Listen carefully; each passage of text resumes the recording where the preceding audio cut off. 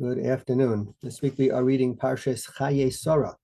And of course, Sarah dies in the beginning of the Parsha, the whole story of her burial and the burial in the Ma'aras HaMachpelah, the cave that we now in Hebron, that we still go to.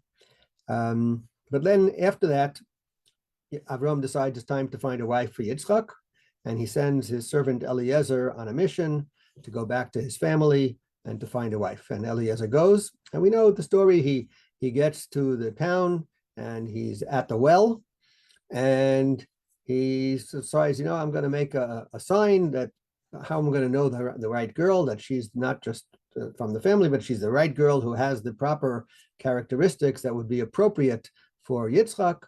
And he says that the girl who comes and I ask her to give me a little water, and she says, I'm going to give you water, and not only that, I'm going to give for your camels as well, then we know that's the right girl.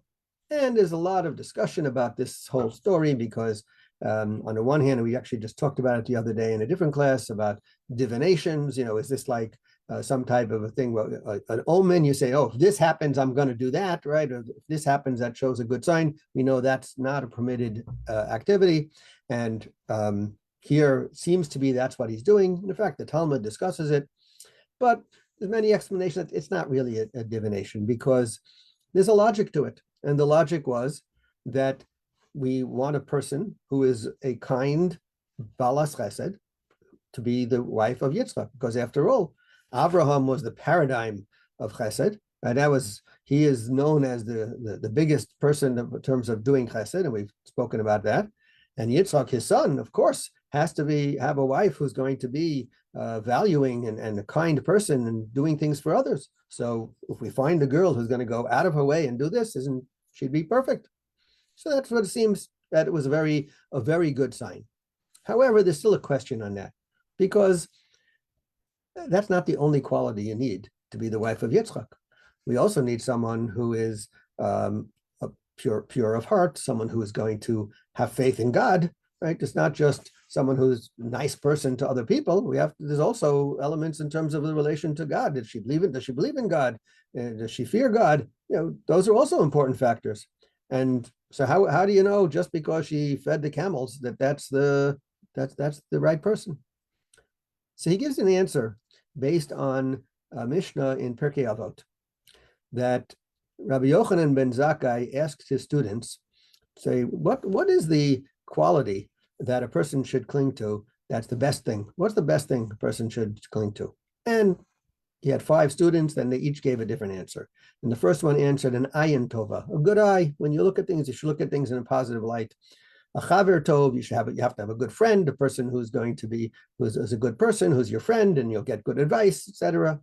Another one said a shochein tov, a good neighbor, people who you interact with, you're around you, the closest ones, should be good people. That's going to make a big difference in your life. Another one said haroa es hanoled, that you can see what's going to happen. In other words, not that you can see the future in terms of prophecy, but that you can see that if I do this is going to happen, and therefore I better be careful in what I do. Either don't do something because it's going to result in a negative behavior, or if I do something, it's going to result in a positive outcome, right? But the person who could seize the result of his actions, that's a good thing. And the last one, Rabbi Elazar ben Arach said, a leiv tov, a good heart. And Rabbi Yochanan ben Zakkai said, that's the best answer, because all the other answers are included in a leiv tov. A leiv tov, a good heart, includes everything. And he says we can explain this based on some of the commentaries on the Mishnah, who say the heart, a person with a good heart, that affects everything you do. However you do, everything you do is going to be based on how you feel. What's your emotion in terms of your heart? Are you a good-hearted person? Then all the things you do are going to have good ramifications. They're going to be good type of behavior. If you're not a good-hearted person, then everything's going to be negative. And the Tiferes Yisrael adds, when a person is happy, when your heart is happy, it's tranquil. So then it sort of surrounds a person with goodness, and there's everything around you becomes that somehow or other, your friends, you're going to have more friends because people are going to like you more. Your neighbors are going to be better because they're going to like you more. You'll be at peace. You'll be able to think straight. You'll be able to realize the future in terms of your actions. You'll be able to think about it in a more rational manner. And he says, and also that person will also love Hashem fully. That person will be able to love God. There's the actual good heart will be able to have that outcome. And he said that's the understanding. But there's still one more issue to clear out, and that is that Eliezer, how did he really define that she had a good heart? I mean, after all, she did a nice thing. She was a good chesed. She did a big act of chesed. So he says, if you look at the story, Eliezer came with 10 camels. And these camels had just made a long trip. And we know that a camel does not drink water all the time. And a camel is able to store up water for like a week, maybe more. And that's, I forgot the calculations, but there's some calculations of how many gallons of water a camel can store and drinks. It's a lot. Rivka, according to some, was only 3 years old. However old she was just a young girl. She is going, not only giving him a pitcher to drink, she is schlepping water for 10 camels, which is gallons and gallons of water, numerous trips to the well to get the water. And she's doing it, of course, by hand. There's no faucet there.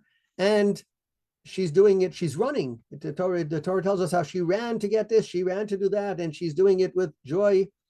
And at the same time, Eliezer and all the guys he brought with him to help to schlep everything, they're standing around doing nothing. And here she's doing all the work. And she's still running, and she's still doing happily. So that's a person with a good heart. Because unfortunately, many of us, we would say, hey, why should I do this? That person's an able-bodied person. He's a strong guy. Why don't he get his own water? Why don't he feed the camels? Right? That's how many of us would react. But she didn't react that way. Her reaction was, I'm going to do it because I want to do it. And it didn't bother her that they weren't doing it. That has nothing to do with my chesed. The fact that you're not doing it, that's nothing to do with me. That's your problem. But I'm still going to do what I should do. I'm still going to be the person who's doing chesed. And therefore, that proved and that showed that she truly had a good heart. And the fact that she had a good heart is good enough, because the fact that she had a good heart, but I mean, from doing this kind of activity, go way beyond what most of us would do. That kind of a leiv tov, that kind of a good heart, is indicative that she has all the other milos, all of the other, just as Rabbi Yochanan ben Zakkai said, that it contains all the other things inside it. Her action with the camel showed that she was the right girl for Abraham, for Yitzchak, because she had all of the other good qualities as well included in it. So we can work on our hearts, not just in the physical sense, but in our emotional sense, to be able to develop that good heart, to be able to do the things that are good with the right attitude, with a positive attitude, with a feeling like, I'm not going to worry about whether someone else is being a kvetch or someone else is not pulling their weight. That's not my problem. My issue is what can I do? What should I do? And I'm going to do it happily and speedily. Have a great Shabbos. Thank you. Good Shabbos, everyone. Thank